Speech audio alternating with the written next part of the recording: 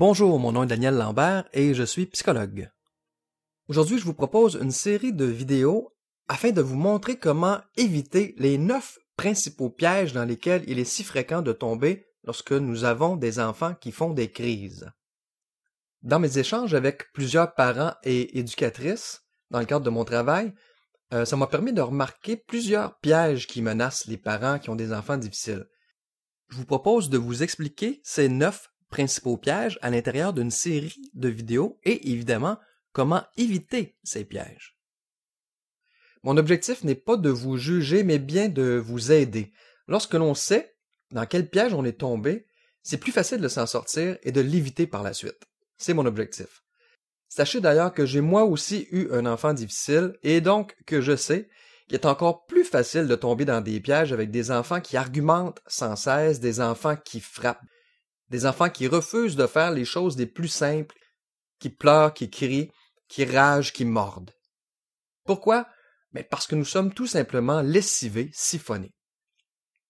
Alors voilà, si vous désirez modifier le comportement de votre enfant, prenez connaissance de ces pièges-là, soyez honnête et trouvez les pièges dans lesquels vous êtes tombé jusqu'ici, et finalement, prenez la résolution de ne plus y retomber. D'ailleurs, sachez que si vous êtes comme la plupart des parents d'enfants difficiles, nombre de ces pièges-là vous sont très familiers. Ne vous jugez pas, ça servira à rien de toute façon. Il vous faut juste un plan pour changer tout ça. De façon à être vraiment efficace, votre plan d'intervention par rapport aux crises de votre enfant devrait répondre à ces 4 questions-ci. La première, comment ne plus être aussi affecté par les crises de votre enfant?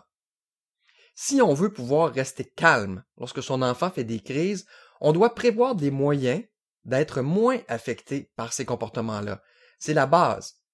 Si on perd nous-mêmes le contrôle, et c'est facile de le perdre avec des enfants qui ne nous écoutent pas et qui sont en crise, on ne peut pas utiliser nos outils. Dès lors, même les meilleurs outils deviennent inutiles. Un deuxième point qui devrait être inclus dans votre plan d'intervention, c'est des outils pour savoir comment agir avant même les crises, de façon à les diminuer. Nous devons faire des choses en prévention, sinon nous devenons rapidement des parents polices qui ne font que surveiller les enfants et sévir lorsqu'ils se comportent de mauvaise façon. Ceci rend l'enfant encore plus frustré, ce qui augmente les chances qu'il fasse de nouvelles crises. Troisième point que devrait comprendre un bon plan d'intervention, comment réagir convenablement aux crises de l'enfant sans nuire à son développement, mais au contraire en l'aidant à mieux s'exprimer et à grandir sainement. Donc, qu'est-ce qu'on fait lorsque l'enfant est en crise? Bien sûr, nous devons avoir un plan pour savoir comment réagir lorsqu'une crise arrive, au début du moins. Nous n'arrivons pas à toutes les prévenir.